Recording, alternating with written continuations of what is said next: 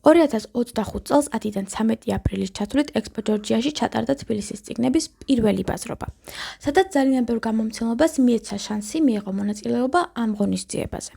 ასევე ძალიან ბევრმა ადამიანმა შეიძინა მისთვის სასურველი და საინტერესო წიგნი. ბაზრობაზე მისულ ხალხს მიეცა შანსი ახლოდან გაიცნო მათთვის საყვარელი წიგნის ავტორები, მოისმინათ მათი ისტორიები და სამახსოვროდ დარჩენოდათ ავტოგრაფები.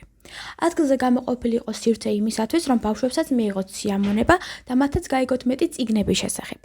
ბაზრობაზე მყოფმა ადამიანებმა გაგვიზიარეს მათი შთაბეჭდილებები და ემოციები წლევანდელი წლის ბაზრობაზე. რატომ რამდენად ხშირად დადიხარ წიგნის ფესტივალებზე?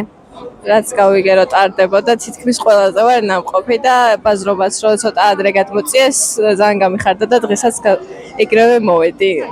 და თუ მოგწონთ წლევანდელი ფესტივალი? კი, ანუ ყოველ ფესტივალზე რაღაც ახალი ტარდება, რაღაც ახალი გამოცემები არის, ახალი წიგნები და ძალიან დროის ერთგვარი ის არის რა. თავისუფალ დროს კარგად ვატარებ ხოლმე აქ. ინდიგო თითქმის ყოველ წელიწადს იღებს მონაწილეობას ესეთ მასშტაბურ ღონისძიებებში. ეხლა წლევანდელი ჩვენი პირველი სადებიუტოა თბილისის წიგნის ბაზრობისთვის და იმედი მაქვს, რომ ესეც ყოველწლიურ სახეს მიიღებს და გეგმავთ, რომ ყოველთვის ჩვენ მკითხველისთვის და ჩვენი მოყვარებლისთვის ვიყოთ აქ, სადაც ყველა წიგნის მოყვარული იკრიბება ამ 4 დღეს.